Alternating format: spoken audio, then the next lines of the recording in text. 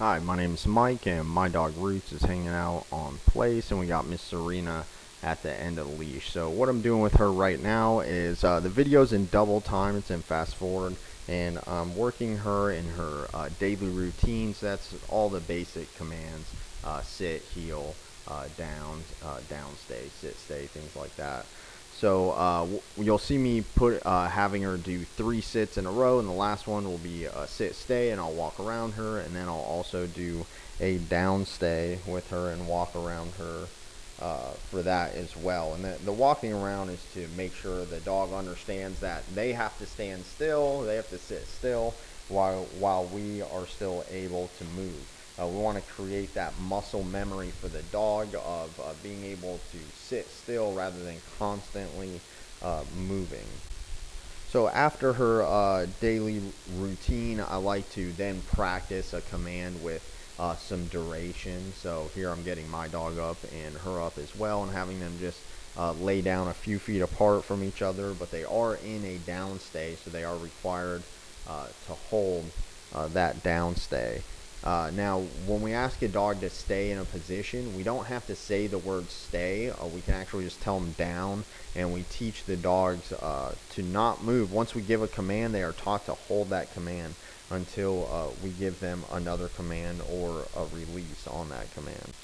In the event that one of the dogs did move, I would simply mark it with a no, and then we would give them some type of correction, whether that's a low stimulation on the e-collar, or a tug or a pop or a leash pop, a tug with the leash, which is both are very effective. You just want to make sure your timing is good, and you also want to make sure it's effective when you're doing it. That's what's going to motivate the dog to hold that position.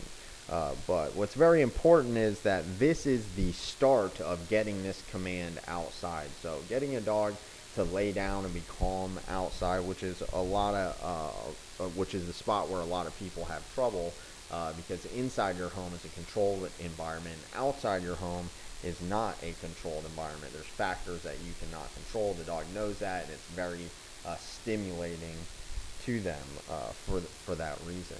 So we want to get compliance from the dog in the controlled area first, because if we can't get it in the home, there's no chance of you getting it outside the home. So it's a very important to practice opening the front door, sitting down on the couch, walking around while the dog has to lay down and stay.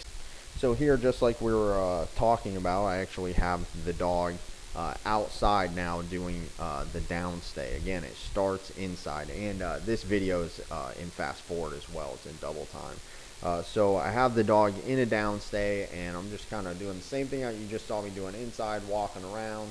Again, she has the e-collar and the leash on, so I can correct her and lead her back into the position I need her to be in.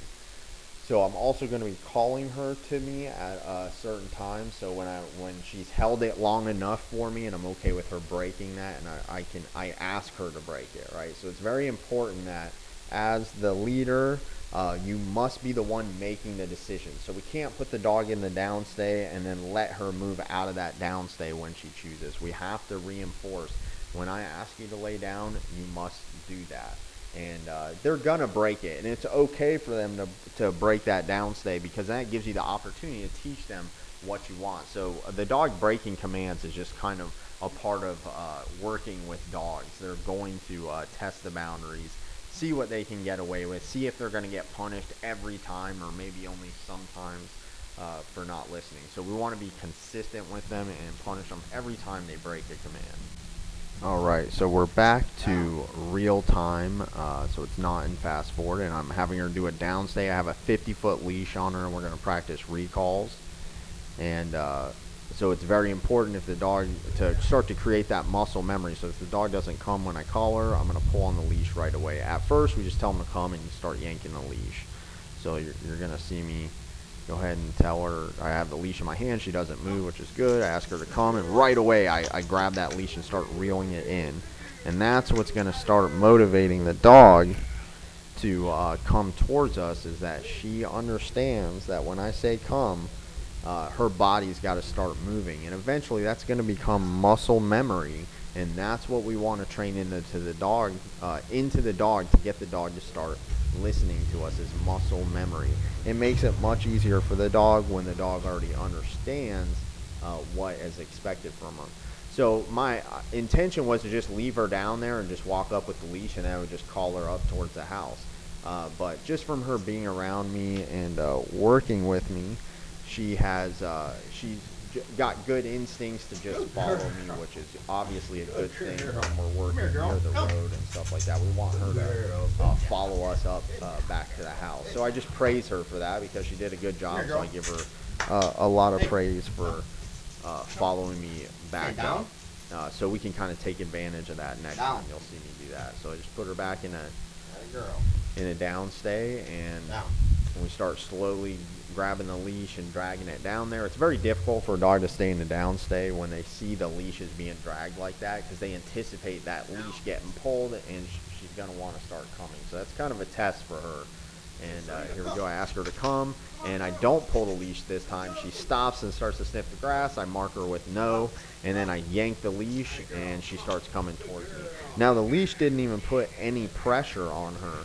She just started coming towards me when I said no, and she stopped to sniff the grass, right? I said no, and then I pulled the leash, and there was no pressure. She just came because she saw me pull the leash. Now I have her heel all the way back up to the house without me grabbing the leash.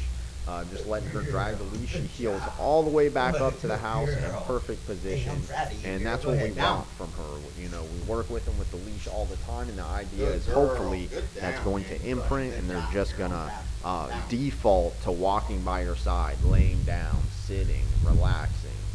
That's the idea, is you get this muscle memory, and that's perfect muscle memory. An example of muscle memory, how she healed without the leash, is she's just been doing it with the leash so much, it's just ingrained in her. So I asked her to come. She didn't come at first.